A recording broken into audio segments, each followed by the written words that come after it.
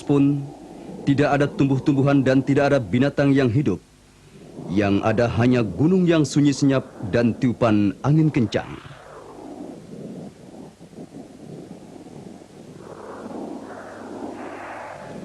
Di tempat yang suci ini, hanya terdapat 3 orang manusia, yaitu Ibrahim alaihissalam dan istrinya Hajar serta putra mereka yang masih bayi Ismail, menempati kawasan sunyi dekat Baitullah atas perintah yang maha kuasa. Hingga mereka menetap beberapa waktu, Ibrahim bermaksud meninggalkan istri dan putranya sejenak untuk berdoa kepada Allah dan lalu berkata, Rabbana inni askantu min dhurriyyati biwadin ghairi dhi zar'in 'inda baytikal muharram. Rabbana liyuqimus salah faj'al af'idatan minan nasi tahwi ilayhim warzuqhum minats thamarati la'allahum yashkurun. Shadaqallahul 'azim. Kemudian Ibrahim berangkat. Hari-hari telah berlalu. Sang ibu masih berada bersama putranya di tempat yang sepi ini. Tidak ada makanan untuk dimakan dan tidak ada air untuk diminum. Air susu Hajar sudah mulai mengering. Si bayi kecil akan mati kelaparan. Hajar merasa khawatir. Ia berlari bolak-balik antara Safa dan Marwah, mencari sesuatu untuk menyelamatkan putranya. Hingga ia sampai berlari bolak-balik 7 kali, ia seraya menyaksikan keajaiban Maha besar Allah. Air memancar dari bawah kaki putranya Ismail atas perintah Allah kepada Jibril untuk memukul tanah dengan kakinya. Lantas keluarlah air. Itulah air Zam-Zam. Ismail meminum air Zam-Zam yang suci ini dengan ibunya sampai mereka kenyang. Dengan izin Allah, bumi menjadi hijau kembali setelah lama mengering.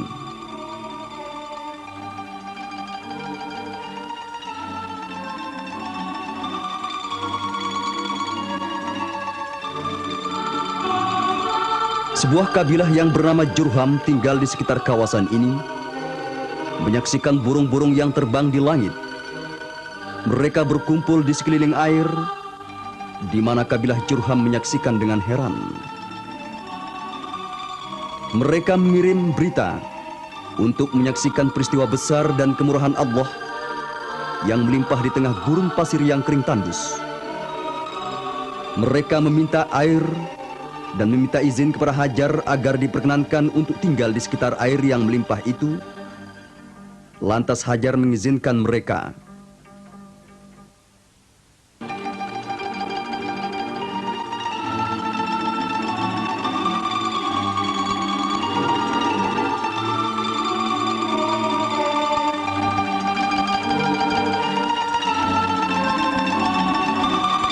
Tahun-tahun telah berlalu.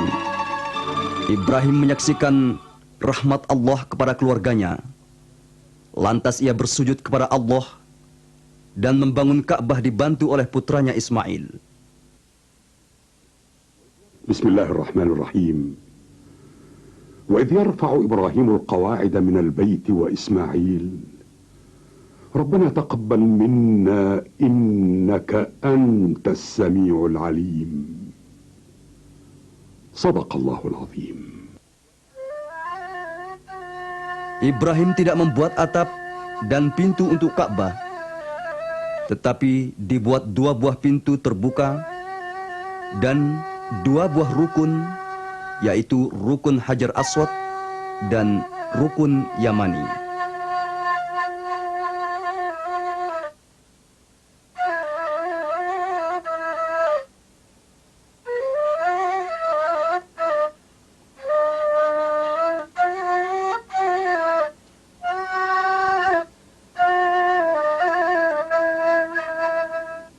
Bismillahirrahmanirrahim.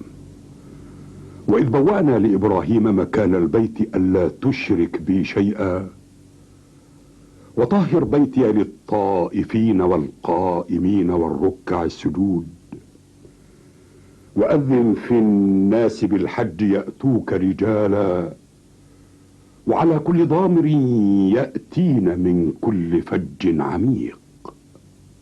صدق الله العظيم.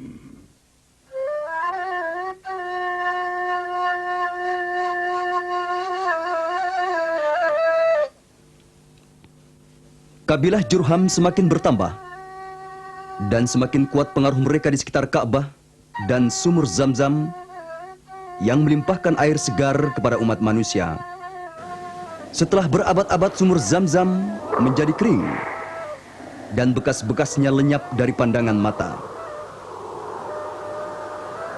Tatkala kabilah Jurham semakin berkurang, mereka menghabiskan kekayaan Ka'bah. Air Zam-Zam mulai berkurang dan mengering.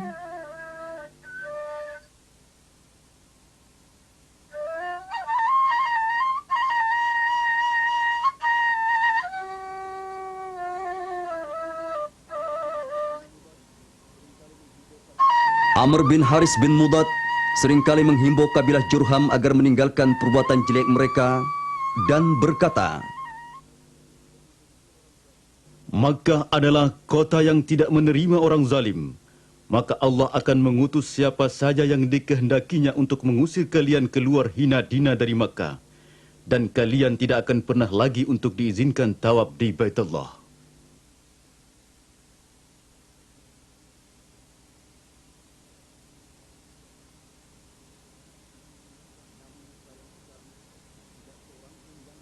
namun sayang sekali, tidak seorang pun yang mendengarkan himbauan Amr bin Harith bin Mudad. Amr bin Haris bin Mudad membawa patung 2 ekor rusa betina yang terbuat dari emas dan sebuah pedang yang sebelumnya tersimpan di dalam Ka'bah. Benda-benda itu disembunyikan di tempat sumur Zam-Zam dengan sangat berhati-hati, khawatir diketahui oleh orang-orang dari kabilah Jurham.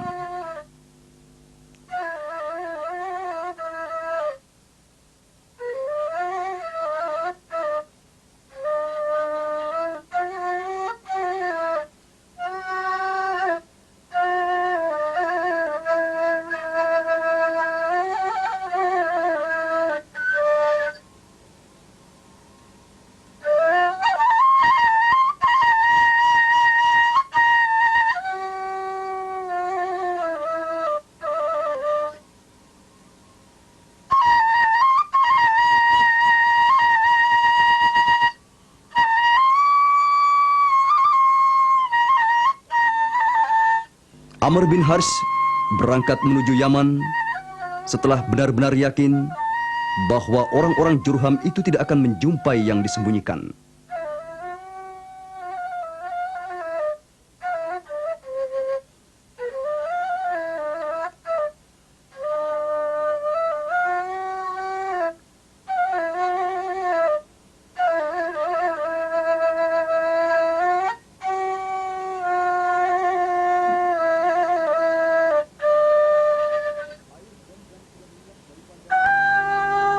Air Zam-Zam sudah lenyap dari pandangan mata.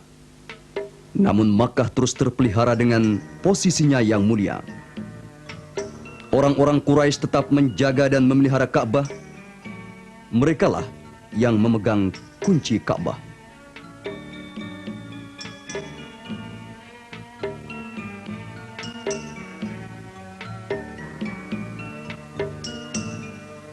Demikian juga orang-orang Quraisy menyediakan air minum bagi para jemaah haji. Mereka menyediakan akomodasi, fasilitas, dan mengumpulkan uang untuk memberikan makanan bagi para jemaah haji yang miskin. Ketika Abdul Muttalib menangani urusan tersebut, beliau membuat kantong air dari kulit untuk membawa air dari sumur yang jauh di luar kota Makkah untuk para jemaah haji.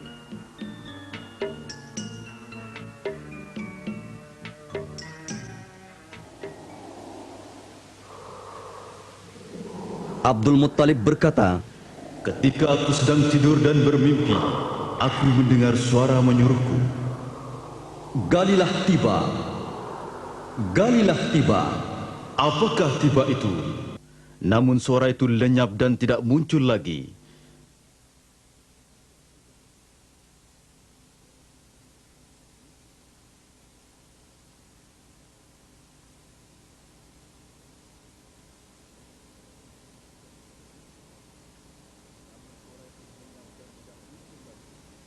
Namun suara itu lenyap dan tidak muncul lagi.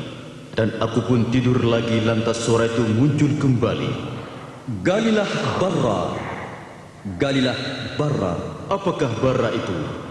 Tapi ia tidak datang dan lalu lenyap.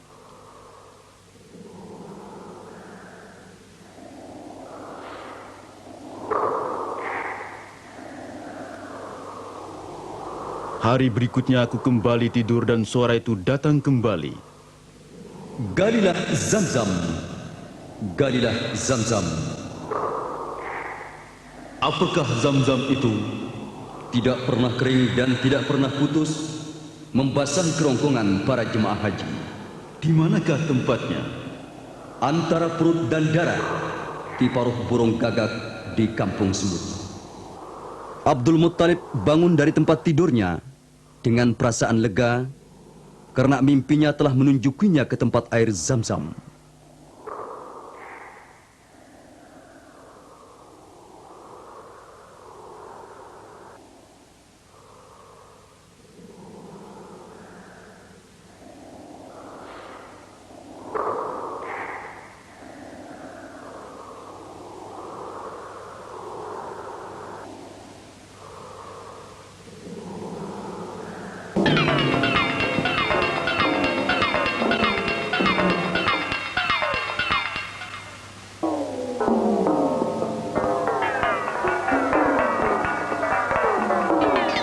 Abdul Muttalib meninggalkan rumahnya menuju Ka'bah untuk menunggu tanda-tanda yang akan muncul. Dia menyaksikan seekor sapi yang sudah disembelih.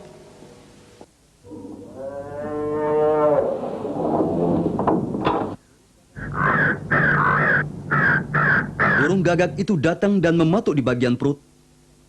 Lalu ia mengetahui itulah tempat yang dijanjikan, tempat sumur Zamzam.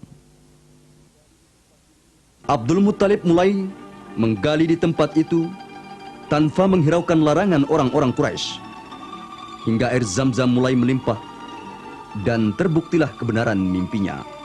Abdul Muttalib terus menggali dan mengeluarkan 2 ekor patung rusa betina yang terbuat dari emas dan pedang yang disembunyikan dahulu oleh Amr bin Haris bin Mudad.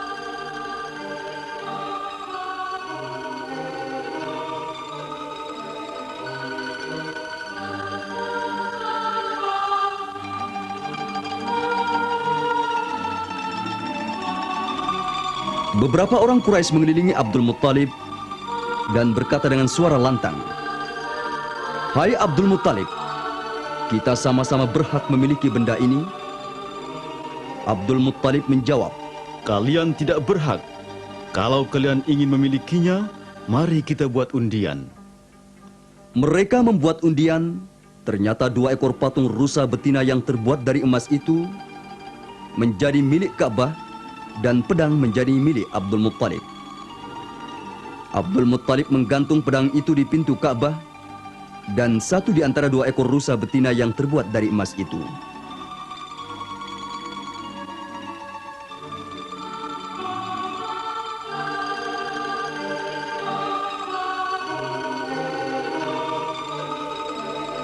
Abdul Muttalib pernah bernazar kepada Allah, kalau ia diperkenankan menangani urusan Zamzam dan mendapatkan 10 anak, maka ia akan berkurban dengan salah satu di antara putranya. Ketika anaknya mencapai 10 orang, Abdul Muttalib merelakan undian jatuh kepada putranya Abdullah dan dengan 10 ekor onta. Lalu undian jatuh kepada putranya Abdullah. Orang-orang Quraisy mengisyaratkan agar jumlah unta ditambah hingga mencapai 100 ekor, dan lalu Abdul Muttalib melaksanakan kurbannya. Demikianlah Abdul Muttalib menyelamatkan putranya.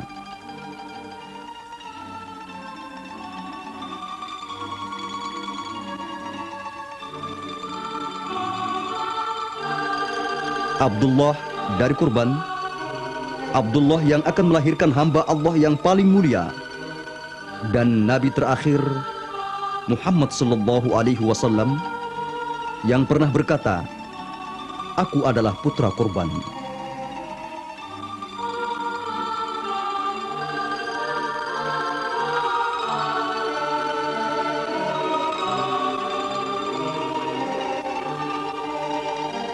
Sesungguhnya bantuan Allah telah datang dan harapan akan Zam-Zam muncul kembali dengan airnya yang tawar segar mengandung barakah untuk diminum oleh penduduk Makkah dan jemaah haji.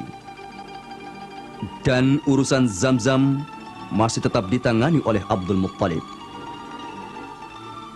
Para pengunjung terus membanjiri sumur Zam-Zam yang sudah lama tak muncul. Mereka minum air yang barokah itu dan memanjatkan syukur kepada Allah yang Maha Pemurah. Sungguh benar mimpi Abdul Muttalib. Air kembali mengairi dan menyuburkan lembah yang ditempati oleh mereka. Abdul Muttalib mencampur perahan air susu untanya dengan madu dan kismis, diaduk dengan air Zam-Zam untuk diberikan kepada para jemaah haji. Pekerjaan serupa dikerjakan oleh putranya Abbas yang sudah mendapat latihan dari bapaknya. Dari masa ke masa, orang-orang mengatakan nama Zam-Zam sebagai berikut. هي هزمة جبريل وسقي الله إسماعيل لا شرق ولا تذم، وهي بركة وسيدة ونافعة ومضمونة وعونة وبشرى وصافية وبرة وعصمة وسالمة وميمونة ومباركة وكافية وعافية ومغذية وطاهرة ومفداة وحرامية ومروية ومؤنسة وطعام طعم وشفاء سقم.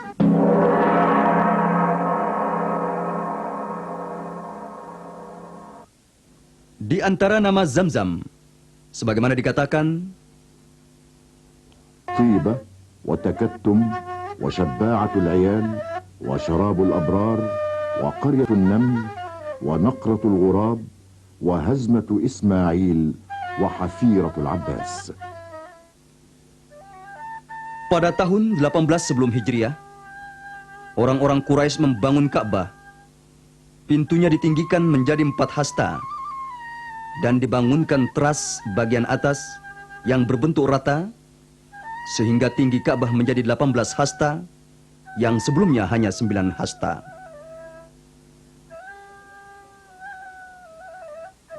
Cahaya Islam mulai menyinari alam ini. Datanglah Rasulullah menaklukkan Makkah dan menugaskan paman beliau Abbas bin Abdul Muttalib untuk mengurus keperluan air minum di tanah suci.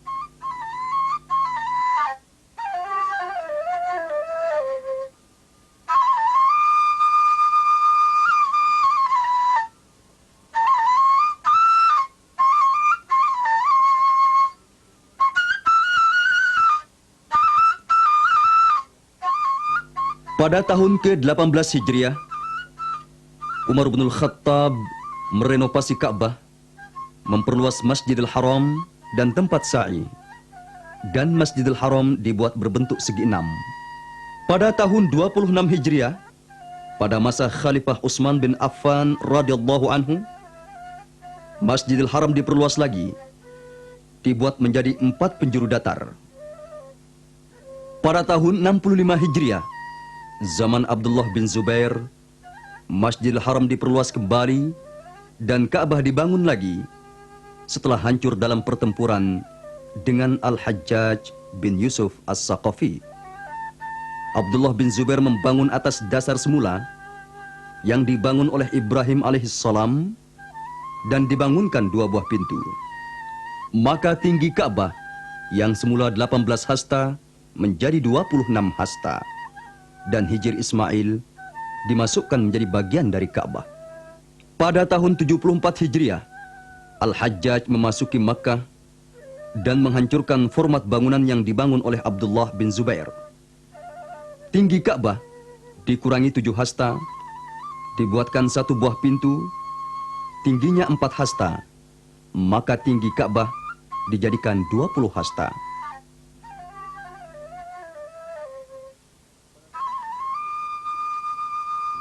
Pada tahun 91 Hijriah, Walid bin Abdul Malik merenovasi kembali Ka'bah dan memperluas Masjidil Haram. Pada masa Khalifah Abi Ja'far Al-Mansur, tahun 137 Hijriah, Masjidil Haram diperluas kembali di bagian utara dan barat. Pada zaman Muhammad Al-Mahdi, Masjidil Haram diperluas 2 kali, yaitu pada tahun 161 Hijriah dan tahun 164 Hijriah. Dan semua kawasan Masjidil Haram diberikan atap. Pada tahun 284 Hijriah, Al-Muqtadid Al-Abbasi mengadakan perluasan sederhana di Masjidil Haram.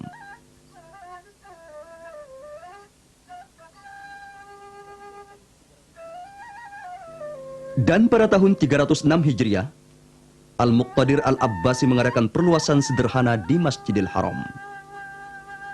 Ka'bah Al-Musharrafah dan Masjidil Haram tetap sebagaimana biasa selama berabad-abad.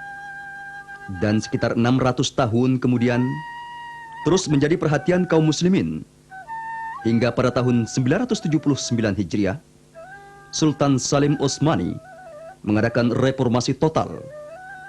Tiang-tiang Masjidil Haram diganti dengan marmer, dibangunkan lebih dari 500 buah kubah dengan ukir-ukiran indah di sebelah dalam.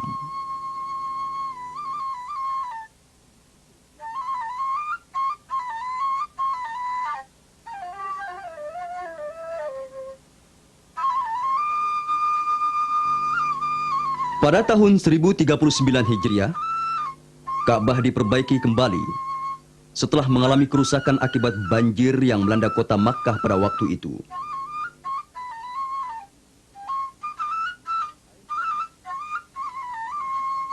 Air Zam-Zam adalah makanan di atas segala makanan dan obat segala penyakit. Bagaimana bentuk sumur Zam-Zam pada masa lampau? Pada saat ember satu-satunya sarana untuk menaikkan air dari sumur. Pada suatu hari, pengarang buku dari jendela tua rumahnya yang berhadapan dengan pintu sofa menyaksikan jemaah haji yang sedang sa'i antara Sofa dan Marwah.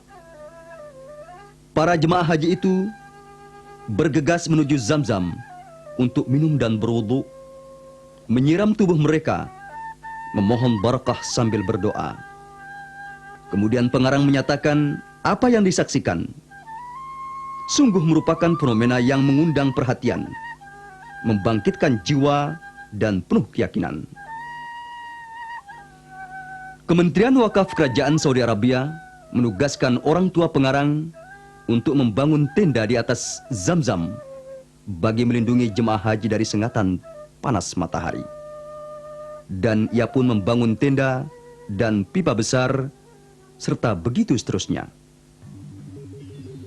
Tahun demi tahun telah berlalu, Insinyur Yahya Kosak melanjutkan studinya di luar negeri, namun Zam-Zam tak pernah hilang dari ingatannya. Maka, ia berkesimpulan, harus digunakan alat modern untuk menjaga kebersihan air Zam-Zam dengan menggunakan alat sinar ultraviolet. Sistem sinar ultraviolet dengan ciri sederhana dapat menghasilkan sterilisasi dalam beberapa detik tanpa mempengaruhi warna dan cita rasa air yang keluar. Air dimasukkan ke dalam alat ultraviolet, diproses melalui balon pembangkit sinar dengan potensi tidak kurang dari 30.000 unit. Kemudian air disalurkan keluar melalui jalur lain yang dapat digunakan langsung.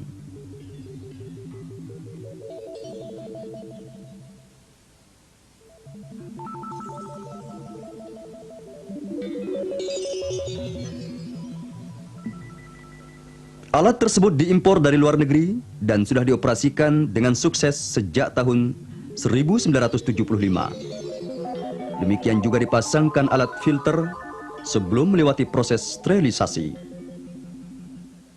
Di pihak lain, telah diadakan serangkaian studi geologi dan hidrologi di kawasan pesisir sebelah barat kerajaan Saudi Arabia yang terletak antara Laut Merah dengan Pegunungan Hijaz. Demikian juga terjadi beberapa keretakan. Dan inilah hasil pemotretan satelit Landsat tentang keretakan lapisan batu-batuan yang terjadi di kawasan sebelah timur kota Makkah. Inilah peta grafik yang memperlihatkan struktur kota Makkah yang berbentuk panjang dan berbentuk interseksi. Sebuah tabel vertikal berbentuk interseksi, panjang dan pendek, semuanya menjurus ke arah Zam-Zam.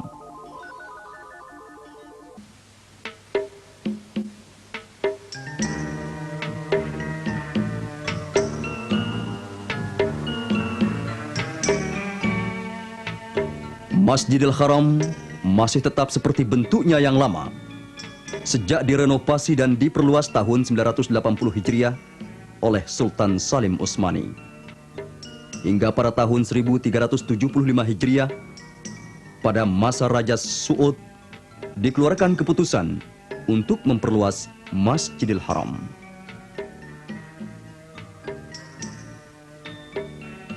Untuk menangani proyek besar ini, maka dibentuklah sebuah komisi tinggi di bawah pimpinan putra mahkota Pangeran Faisal bin Abdul Aziz. Gambar dan potret langka ini memperlihatkan proses operasional pelaksanaan proyek besar yang diberikan kepercayaan untuk menanganinya kepada perusahaan Bin Laden.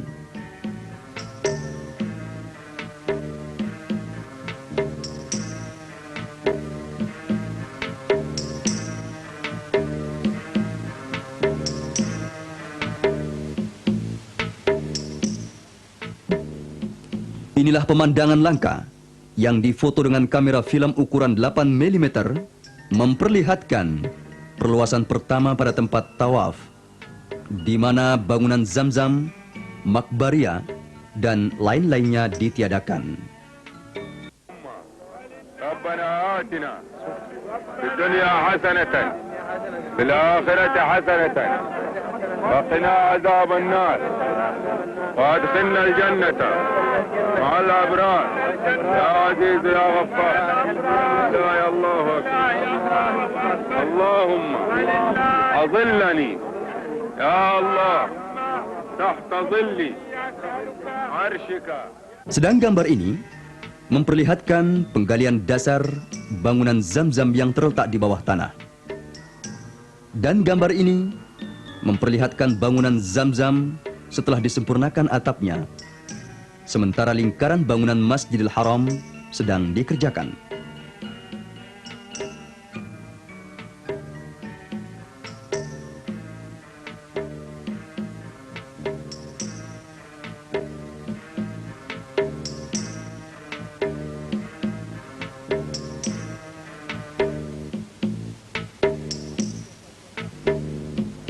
Pada masa Raja Faisal tahun 1395 Hijriah, bangunan Zamzam dirusakkan dalam rangka perluasan pertama pada tempat tawaf.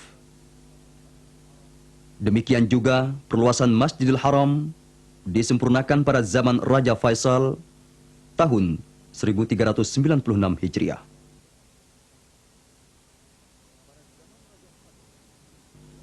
Pada zaman Raja Khalid, tempat tawaf diperluas untuk kedua kalinya dan pintu masuk sumur Zamzam dipindahkan agak jauh untuk mempermudah operasi perluasan.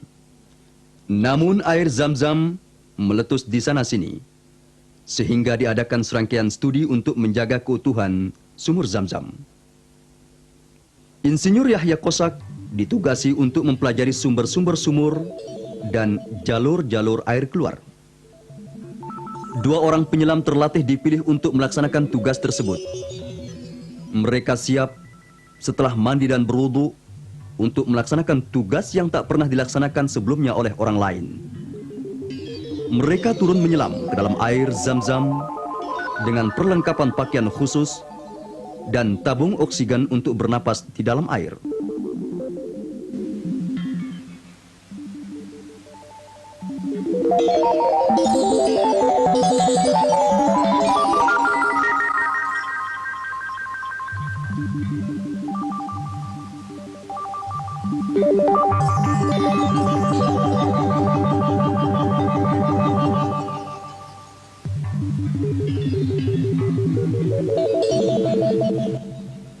Maha besar Allah.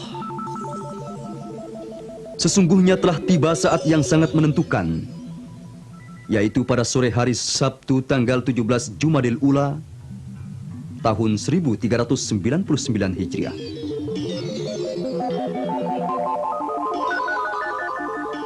Sumur Zamzam dalamnya 30,5 meter, di antaranya 17,5 meter di dalam batu granit. Warna kuning yang nampak merupakan permukaan batu, dan warna biru pada lubang batu memperlihatkan kedalaman air di dalam sumur. Catatan bahwa tetesan air tidak teratur.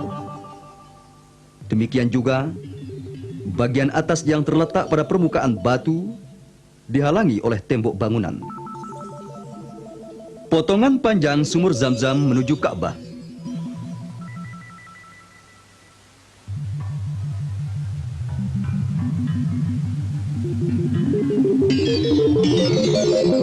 Potongan panjang berlawanan dengan arah pertama.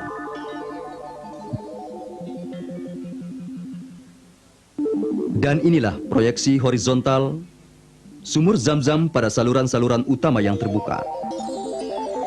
Salah satu bagian memperlihatkan jalan air keluar di dalam sumur Zam-Zam. Potongan lebar menjelaskan arah sumber air.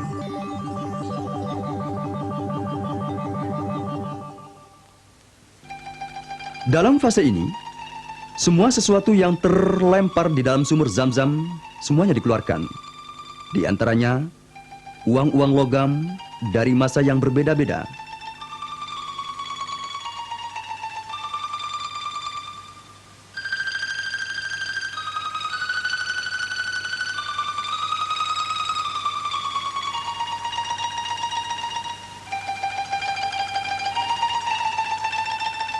Cincin, lencana dan lempengan logam, belanga-belanga yang terbuat dari tanah, dan tembaga, atau sesuatu yang lain yang dilempar oleh orang bertahun-tahun yang lalu, yang berkeyakinan salah, bahwa perbuatan itu akan mendatangkan kesenangan, keberuntungan dan barokah bagi pelakunya.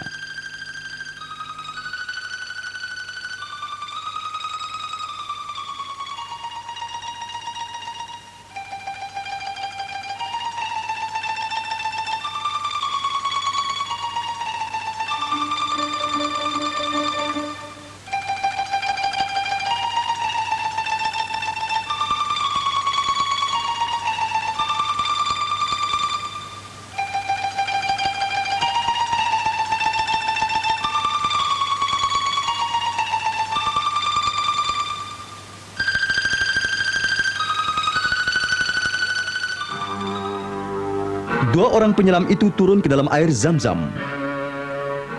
Dan untuk pertama kalinya, orang-orang menyaksikan peristiwa ini yang tidak pernah terjadi sebelumnya. Air barokah itu mengalir sejak berabad-abad lalu.